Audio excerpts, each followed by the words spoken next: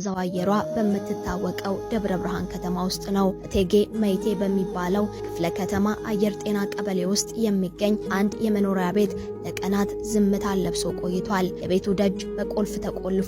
ወደ ውስጥ የገባም ሆነ የወጣ ሰው የለም። ጎረቤቶች አጠራጣሪ ነገር ቢያስተውሉም ከዚያ ዝምታ ጀርባ ምን አይነት ዘግናኝ እውነታ እንደተደበቀ ግን መገመት አልቻሉም ነበር። ሰኔ 19 ቀን 2018 ዓ.ም የአካባቢው ማህበረሰብ ጥርጣሬው ሲበረታ ለፖሊስ ጥቆማ ያደርሳል። የክፍለ ከተማው ፖሊሶችም ወደ ስፍራው አቅንተው ያንን በጥብቅ የተቆለፈ የቤት በር ሰብረው ወደ ውስጥ ይገባሉ። ቤቱ ጭር ያለ ቢሆንም በውስጡ የሚገኝ የአንድ ክፍል ግን የደም ጠረን ያውደው ነበር። ፖሊሶች ክፍሉን በጥንቃቄ መፈተሽ ይጀምራሉ። ፍተሻው ሲቀጥል ግን ያዩትን ማመን አልቻሉም። አንድ ማዕዘን የተቀመጠ ማዳበሪያ ተገኘ። ማዳበሪያው ሲፈታ በውስጡ የተገኘው ነገር የፖሊስ አባላቱን ጭምር በድንጋጤ ያደነዘዘ ነበር። የቤቱ እመቤት የወይዘሮ ፍሬህይወት ገብረ ሚካኤል አስክሬን አንገታቸው በስለት ተቀልቶና ተለይቶ በዛ ማዳበሪያ ውስጥ ተቋጥሮ ተገኘ።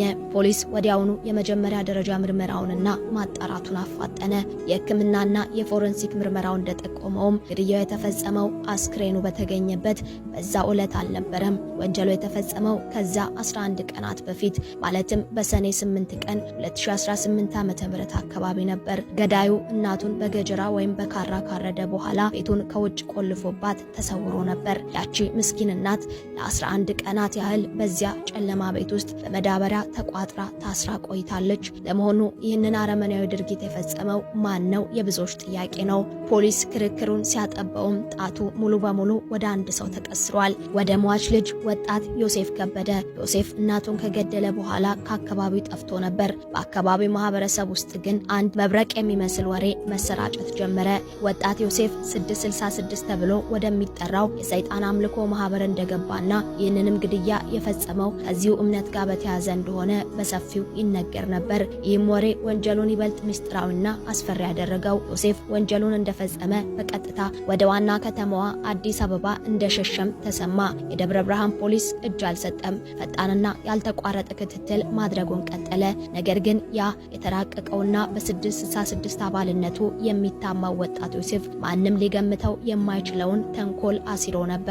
ከአዲስ አበባ በድብቅ ተመልሶ መጣ። ነገር ግን ወደ ሌላ ቦታ አልሄደም። እናቱን ወግቶ በገደለባት የደም ጠረኑ ገና ባልጠፋበት በዛው ቤት ውስጥ በድብቅ ገባ። ፖሊስ አካባቢውን ከቦ ቤቱን በድጋሜ ሲፈትሽ ዮሴፍ የተገኘው የት ይመስላችኋል? የቤቱ ጣሪያ ወይም ኮርኒስ ውስጥ ተደብቆ እያለ ነው። እዛው ወንጀል በሰራበት ስፍራ ከጣሪያው በላይ ሆኖ ፖሊስን ሊያታልል ሲሞክር እጅ ከፍንጅ ተይዟል። አሁን ላይ ይህን ዘግናኝ ወንጀል የፈጸመው ዮሴፍ ከበደ በፖሊስ ቁጥጥር ስር ውሎ ምርመራ እየተደረገበት ይገኛል። የደብረ ብርሃን ከተማ ፖሊስ መምሪያም ለሟች ቤተሰቦች መጽናናትን እየተመኘ ይህ አሰቃቂ ወንጀል የፍርድ ውሳኔ እስኪያገኝ ድረስ ሌት ተቀን በትኩረት እንደሚሰራ አረጋግጧል። አንድ ልጅ በወለደችው እናቱ ላይ ይህንን ያህል ጨካኝ እንዲሆን ያደረገው የ666 አምልኮ ይሁን ወይም ሌላ የአእምሮ መታወክ የፖሊስ የምርመራ ውጤት ወደፊት ሁሉንም እውነት ይገልጣል ተብሎ ይጠበቃል። ለአሁን ግን በልጅ